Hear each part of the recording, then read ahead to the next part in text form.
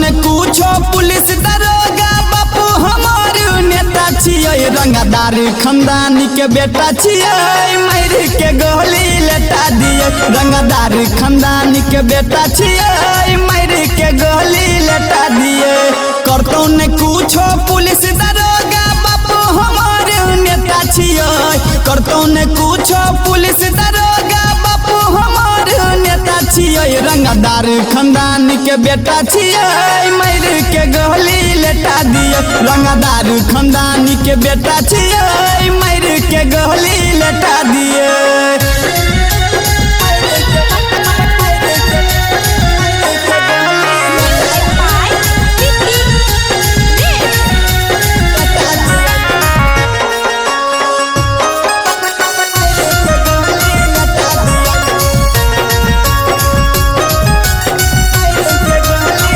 पूरा जिला में छे खप हमर रे लागैने बाबू केकरो से डर रे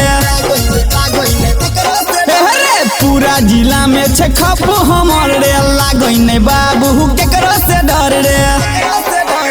अमीर घर से बिलोंग करै छियै बाबा न बीघा खेता छियै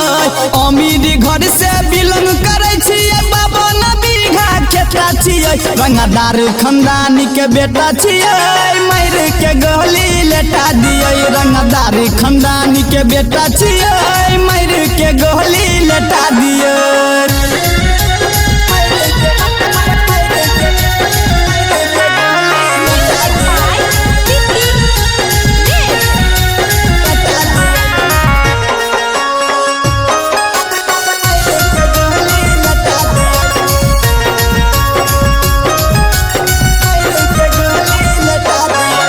जिला जबारू में चले है नाम देख के हमरा करे पर नाम बुझली रे जिला जबारू में चले है नाम देख के सभे करे पर नाम राइटर राजेश कृष्णा कन्हैया करे न के करो सेटा छियै रे यादव कृष्णा रमन निर्मल करे न के करो सेटा छियै रंगदार खानदान के बेटा छियै मार के गोली लेटा दिए रंगदार खानदान के बेटा छियै मार के गोली लेटा दिए